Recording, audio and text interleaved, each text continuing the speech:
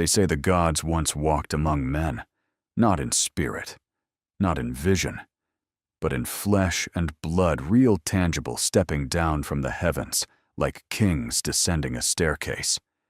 The ancient Sumerians nestled between the Tigris and the Euphrates, the land we now call Iraq. They left us more than ruins and dust. They left behind stories. They left behind names. They left behind questions. One of those names was Anunnaki. It rolls off the tongue like a secret too heavy to carry. The Anunnaki, those who from heaven to earth came. Not myth, not metaphor. That is the literal translation, and it changes everything. We often look to history as a mirror searching for echoes of ourselves in ancient temples, in cracked tablets, in the bones of forgotten kings. But sometimes, what we find is not a mirror. Sometimes, we find a door. This story of the Anunnaki might be one of those doors. Imagine it. 6,000 years ago, before Moses, before Rome, before Egypt even had its pyramids, a people emerged with knowledge of the stars, with writing, etched into clay, with gods that didn't just rule the heavens, but landed here, on this earth. The Sumerians claimed that the Anunnaki came from a place beyond the sky, a place called Duku, the holy mound of creation. And from there, these beings descended, bringing order, law, knowledge, kingship, and something darker. In their myths, the Anunnaki created mankind, not out of love, not out of some divine benevolence, but because they were tired of working, tired of mining the earth themselves. So they fashioned a creature from clay and mixed within it the essence of a god.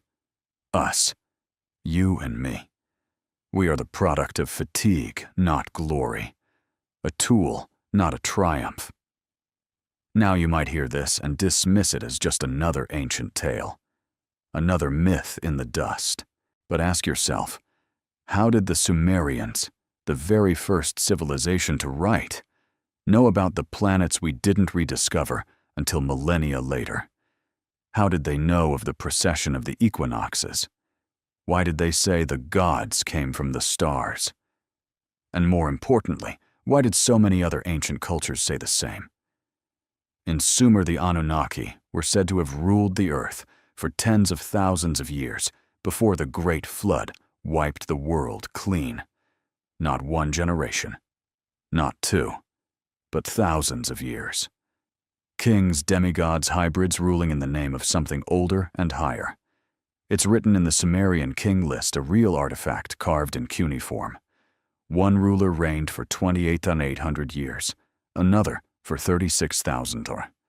My mind staggers under numbers like that. But the Sumerians didn't blink. To them, the Anunnaki were not folklore. They were memory. Their temple ziggurats weren't places of worship in the way we think. They were landing platforms. Etemenanki in Babylon means the house where heaven and earth meet.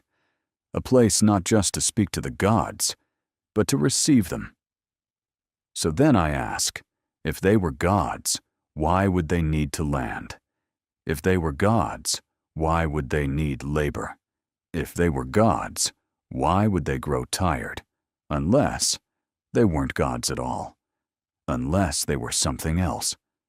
Something misunderstood. Something beyond our frame of reference. Something we've forgotten how to see. What would a Sumerian farmer in 4000 BCE think when confronted with an astronaut? A being in a pressurized suit, descending from the sky in flame and noise. Would he not fall to his knees and whisper, Anunnaki? We will continue. We'll look deeper into the myths, the ruins, the tablets. We'll ask the questions mainstream historians won't dare, and we won't seek easy answers, only better questions.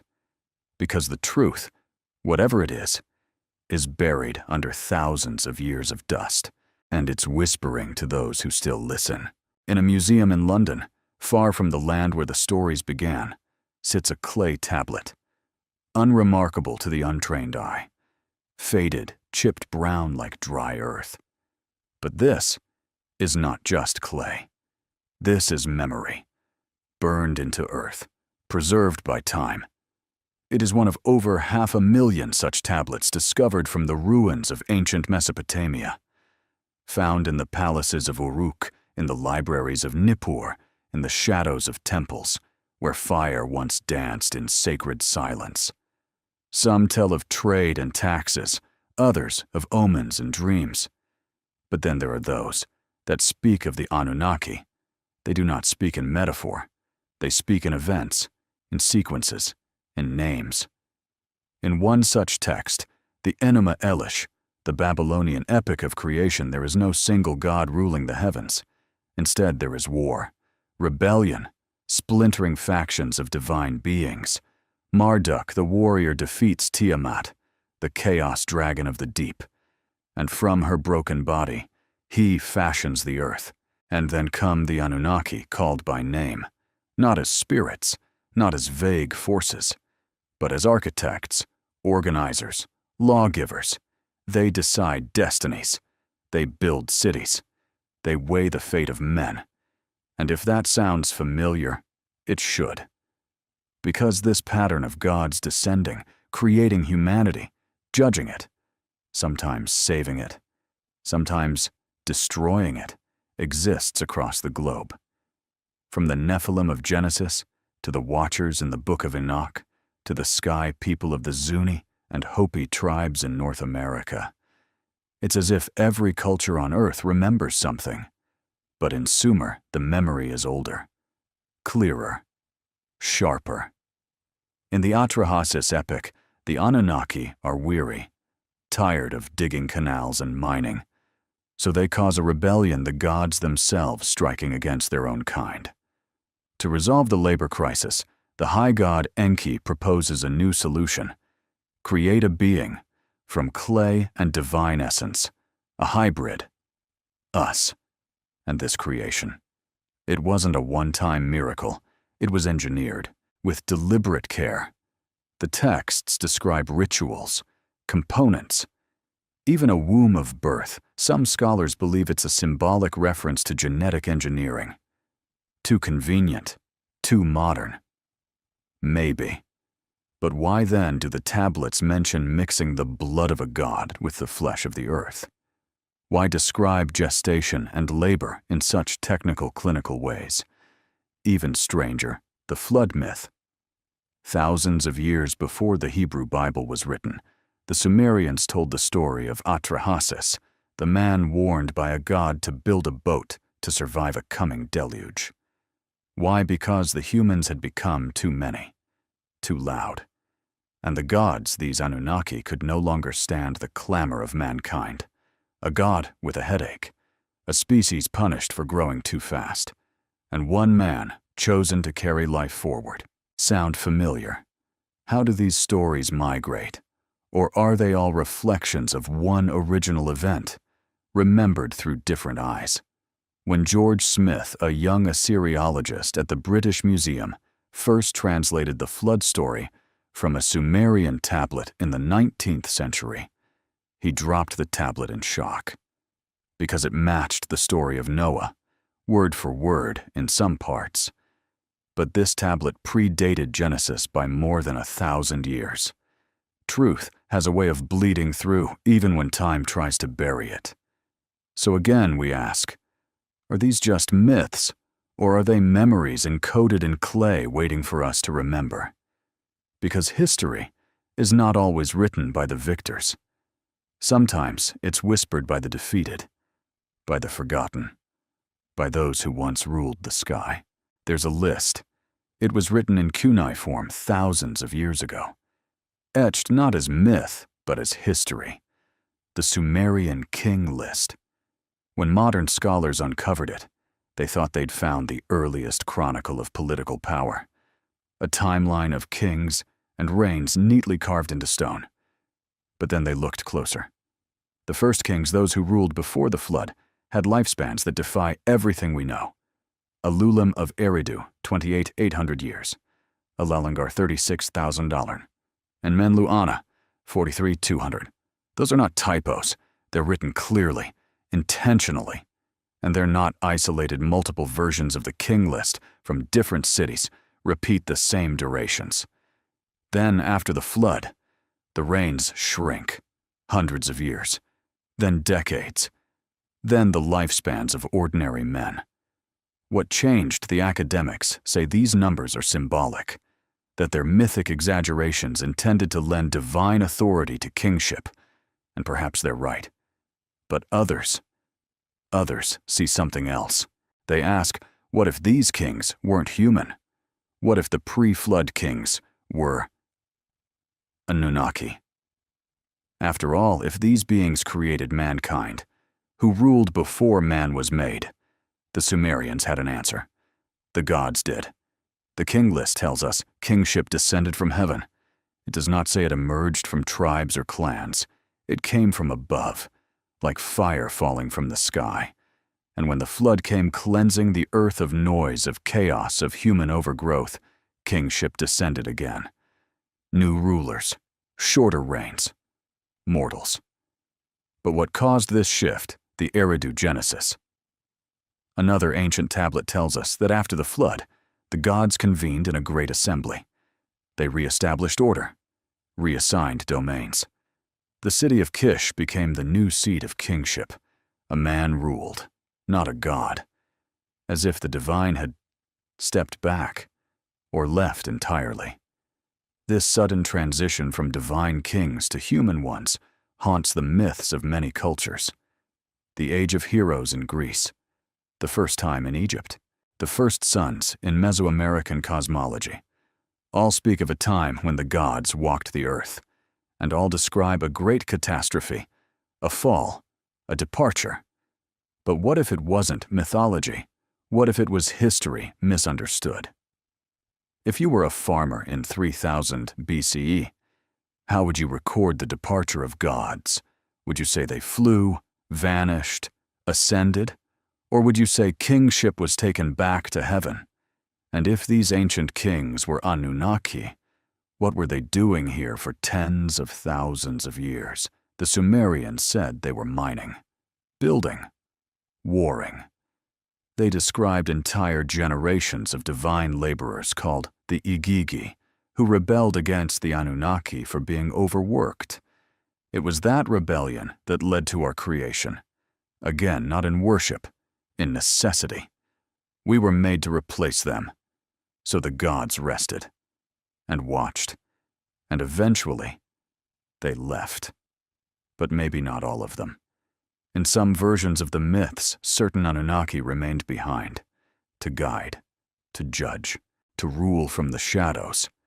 Is that why so many ancient kings, pharaohs, emperors, even Roman Caesars claimed divine blood, claimed descent from the gods? Maybe they weren't speaking symbolically. Maybe they were remembering something, or protecting a secret. Because buried beneath the ruins of Eridu, the oldest known city on Earth, there are still temples, still chambers no one has entered, still shadows that have never seen modern light. We've barely scratched the surface of what lies beneath Mesopotamia, because so much of it is still forbidden by war, by politics, by fear. But what if, just once, we dared to ask the question, what if the Sumerians were telling the truth, not poetry, not allegory, truth? Then the Anunnaki were not gods. They were rulers, beings of immense power and lifespan. And we, their legacy, are walking through the ruins of a forgotten empire. An empire that might not be as dead as we think. In the scorching heat of the Mesopotamian plains, beneath layers of dust, silt, and history, lie the bones of something older than belief. Eridu, Nippur, Uruk. They were not just cities. They were experiments, blueprints, built according to laws no one remembers writing. At the center of each rising like staircases to forgotten heavens stood the ziggurats. Not just temples, not just altars, but connections. Connections between earth and sky, between man and those who came before him. They were built with an impossible sense of geometry, aligned with celestial bodies long before astronomy had a name. Some were oriented perfectly with solstices. Others mirrored the constellations Orion, Pleiades, Draco, marked not with myth, but with intent. How did they know who taught them to map the stars so precisely when even the wheel had only just been invented? The ziggurat at Ur, a pyramid of baked brick and bitumen, still rises from the sand, its steps wide enough for beings much larger than man. It was said to be the house of Nana, the moon god. But was it truly a temple, or was it a platform, a place built for descent? And ascent in nearby Eridu, the city the Sumerians claimed was the first. There are still ruins of the temple of Enki, the god of the abyss. Enki, the wise one, the scientist, the one who created man. Archaeologists found strange foundations beneath that temple, unusual layering, as if the site had been built over and rebuilt, again and again, like something too important to erase. And yet so little has been excavated, because much of Iraq's ancient past remains under sand, or war, or silence. But the mystery doesn't end with buildings. It deepens with tools. Stone carvings show Anunnaki figures holding objects, small, cylindrical, mechanical-looking. One in particular appears over and over a bag, always the same shape, always clutched in the same manner. From Sumer to Egypt to the Olmecs of Central America, across oceans, across millennia, they carry the same strange object. How was it coincidence or memory? Mainstream historians say it's a ritual symbol, a bucket for incense, a metaphor. But what if it was technology? What if these bags weren't symbolic, but functional? What if the stylized wristwatches worn by these gods weren't bracelets, but devices? What if the tree of life they always stood beside wasn't a tree at all, but a schematic? Some say it resembles the double helix, the shape of DNA. Long before genetics had a name. Too far-fetched. Maybe. But remember, these were the first writers, the first builders, the first astronomers. And somehow, they began at the peak. Not with cave paintings, not with wandering tribes, but with kingship mathematics, metallurgy, and myth all appearing at once. That's not how civilizations usually evolve. That's how civilizations remember. Remember. Something they didn't create. And maybe that's the most unsettling thought of all. Because when you walk through the ruins of Ur, when your hand brushes against stone that once held the weight of the Anunnaki, you feel it. The silence. The weight. The absence of explanation. The stones don't lie. But they don't explain themselves either. They wait for someone willing to look beyond the history books, to question what we've been told, and to ask if the Anunnaki were builders, rulers, teachers. Then where are they now? Did they vanish, or did they leave on purpose? And if they left, will they ever come back? There are two stories. One told in quiet museums between rows of tablets and artifacts by scholars in white gloves. The other whispered in the corners of dusty bookstores, late-night documentaries, and online forums that feel like sanctuaries for the restless.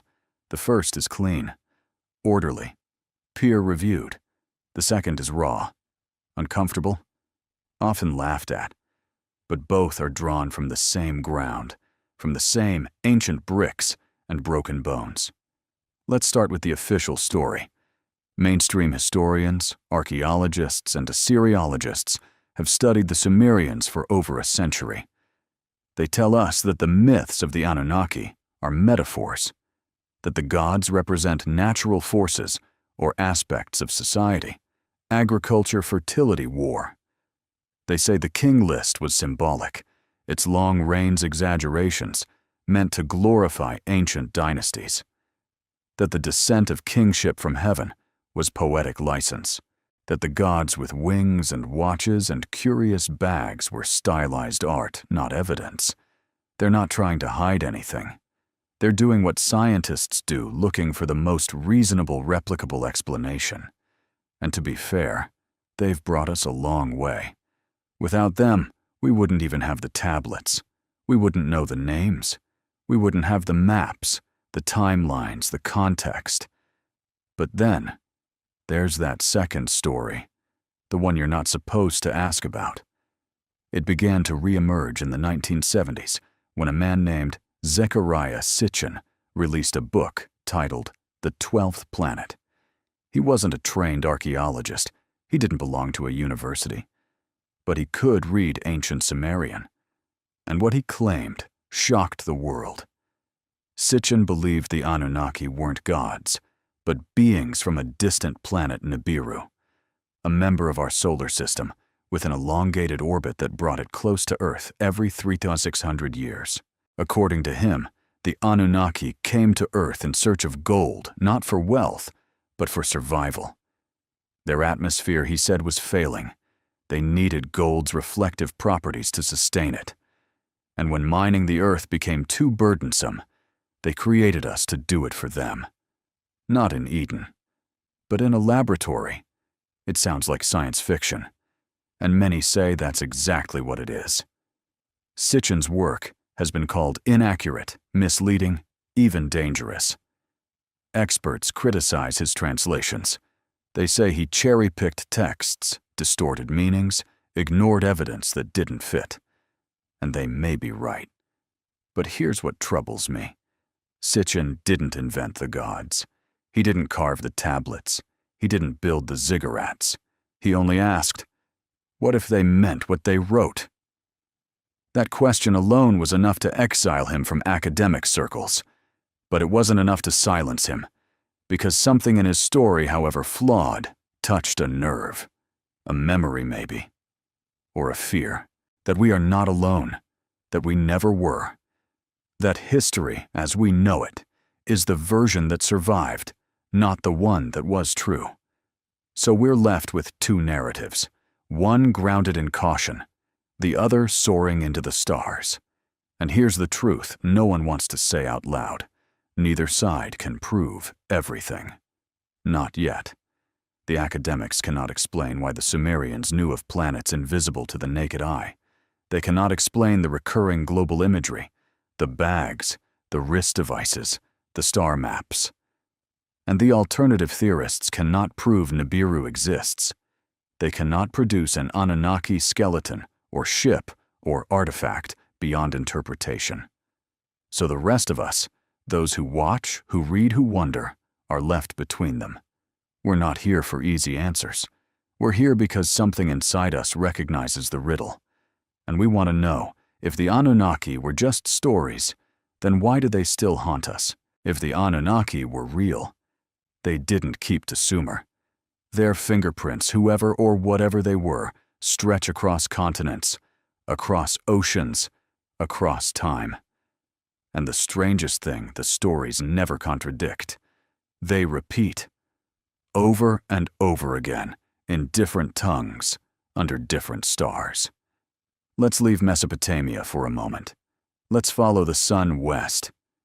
In the highlands of Peru, among the Andes, lies a ruined temple complex known as Puma Punku.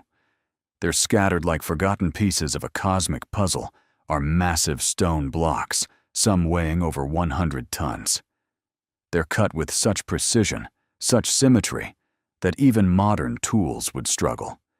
Some of the interlocking stones fit so tightly, you can't slide a blade between them. Who carved them? And why do these shapes look manufactured? Local legends say the gods came from the sky. They taught the people how to build. Then they vanished. Across the ocean in Mesoamerica, the Olmecs, the mother culture of Central America, left behind colossal stone heads, each with distinct features: helmets, wide eyes, stoic expressions. They speak of Quetzalcoatl, the feathered serpent, a god who came from the sky. He brought knowledge. He taught astronomy. He left. And he promised to return. Does that sound familiar? Now shift again, this time to ancient Egypt. The pyramids of Giza aligned with Orion's belt, standing as if frozen mid-sentence in some ancient language.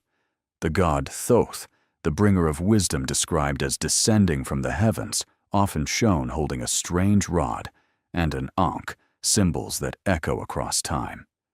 In the Far East, in India's ancient texts, the Vedas, there are flying machines, vimanas. Described in detail, aerial chariots, weapons of light wars among the gods, fought not on mountains, but in the skies. And in China, the Yellow Emperor Huangdi was said to have descended from a star and returned there after uniting the people. Go further north. The Norse gods, Odin, Thor, and their kin lived in Asgard, connected to Earth by a bridge of light. They too waged wars in the sky using weapons of thunder and flame. How do these stories match different cultures, different times, different languages? Yet they all recall the same archetype: gods from the sky. Bearers of light knowledge, fire law, builders, judges, and then vanishers. Even among Native American tribes, Zuni, Hopi, Lakota, you hear of star people. They came, they taught, they watched, and then they left. Never explained, never defeated, just gone. So what are we looking at here? Mass cultural hallucination, psychological archetypes. Or a shared memory fragmented across space and time. Carl Jung might call it the collective unconscious. Others might call it myth. But some whisper something else, that once long ago the earth was visited, not by gods, not by spirits, but by travelers, advanced, powerful, misunderstood. And maybe in our infancy as a species we called them what we knew gods. Because how else would you describe someone who could fly, who could shape stone, who knew the stars by name? How would you explain a being who spoke through thunder, who arrived with fire, who left behind monuments no one could rebuild? You wouldn't. You'd worship. You'd write. You'd remember. And then, over time, you'd forget. Until only the symbols remained, the stories, the echoes, like fingerprints on wet clay. Fading, but never gone. What if they're still here? Not walking the streets, not ruling from golden thrones, but watching from a distance, or worse, from behind the veil of what we call reality. For centuries, mankind has spoken not only of gods who came, but of gods who promised to return. The Anunnaki weren't said to vanish forever. They were said to withdraw, to retreat into the heavens, waiting for a moment known only to them. The Sumerians believed in cosmic cycles. That time was not a line, but a spiral. That ages rise and fall, and every fall is followed by a return. In the mythology of the Anunnaki, there is a curious phrase: "The great ones who circled the skies shall rise once more," inscribed in symbols older than writing, left on tablets now crumbling in museum basements. It's easy to dismiss this as ancient drama. But then you start to notice something, a pattern. Modern UFO sightings describe beings, tall, humanoid, luminous, beings who move without sound, who observe without interfering. Government files, declassified reluctantly, quietly, document encounters dating back to World War II. Foo Fighters, discs over Roswell, black triangles over nuclear silos. The official line: weather balloons, mass hallucination, equipment malfunction. But behind closed doors, even the military has no answers. They call them UAPs now, unidentified aerial phenomena. A new name, same silence, same unease. And within that silence, some hear echoes. Not of aliens, not of invaders, but of something older, something returning. Zecharia Sitchin believed that the Anunnaki's homeworld Nibiru followed a long elliptical orbit passing near Earth every 600 years. He calculated, speculated, warned. When it returns, so will they. Critics laughed. But the sky doesn't. Every few years, astronomers detect objects in the outer solar system that behave strangely. Massive, unseen influences tugging on orbits. A possible 9th planet. They call it Planet X. Could it be Nibiru? The scientists don't say. Not directly. But they're looking. And they don't know what's out there. And then there are the bloodlines. The kings of ancient Mesopotamia claimed descent from the Anunnaki. So did the pharaohs of Egypt. So did some medieval European houses if you dig deep enough. Is it superstition? Or is there something in the blood? A whisper passed down through genes. Some theorists suggest that the Anunnaki left watchers hybrids among us. Guardians, messengers, or shepherds, to guide humanity. Or control it. Depends on who you ask. Even in the Book of Enoch, cast out from the biblical canon, we read of the Watchers beings who descended from the heavens and took human wives. They taught mankind forbidden knowledge. Metallurgy, astrology, magic. The result, chaos, corruption, flood. Sound familiar? Again and again, we see the same pattern beings descend. They teach, they intervene, they vanish, and always they leave a warning. A time will come when they return, to judge, to restore, to reclaim. So we are left with a question that grows louder with each passing year. What if the Anunnaki never left? What if the strange lights in the sky aren't visitors, but sentinels? What if the myths weren't about the past, but the future? And what if the return isn't a fantasy, but a scheduled event? Somewhere written in stars, we haven't yet learned how to read. Maybe we've been looking at this all wrong. Maybe the question isn't, were the Anunnaki real? Maybe the question is, what if they were? What if the myths were memories?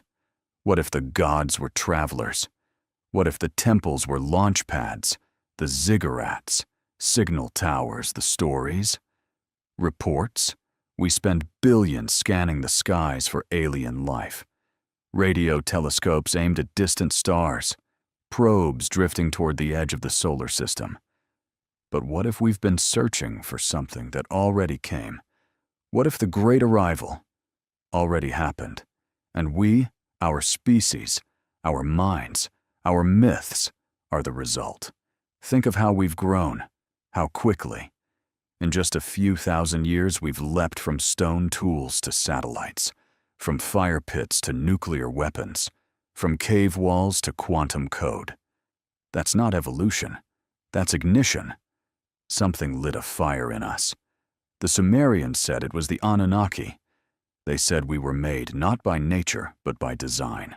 And as unsettling as that sounds, it might explain what we are, and why we've always felt that something's missing. That ache, that pull toward the stars, that quiet voice that whispers, "You came from elsewhere." It's in our dreams. It's in our myths. It's even in our religions. Always the same pattern. Descent, creation, judgment, departure, return. Why does that story repeat? Is it just the shape of human imagination? Or is it the shape of something we've forgotten? You see, the strangest part of this whole story isn't the gods. It isn't the myths. It isn't the possibility of ancient astronauts. It's the silence. The silence that lingers in every temple, in every unearthed tablet, in every sealed-off chamber still buried beneath sand. The Anunnaki, if they ever existed, left no farewell, no explanation, no closure. Just stories, symbols, stone.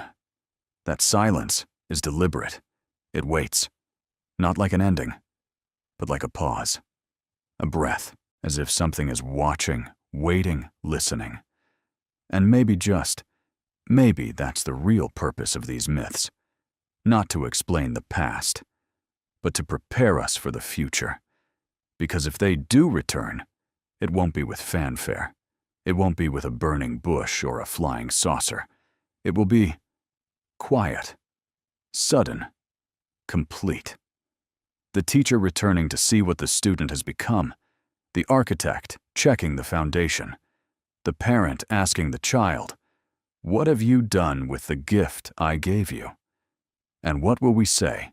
That we turned temples into ruins, that we made gods of money, machines, and noise, that we forgot the sky and worshipped only ourselves?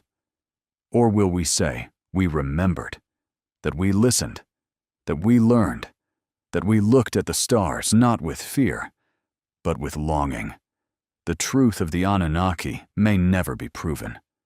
Maybe that's not the point, because some truths don't need evidence.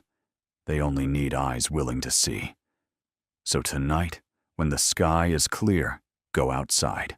Look up. Not with curiosity, not with wonder, but with memory. And ask yourself, what if they're looking back?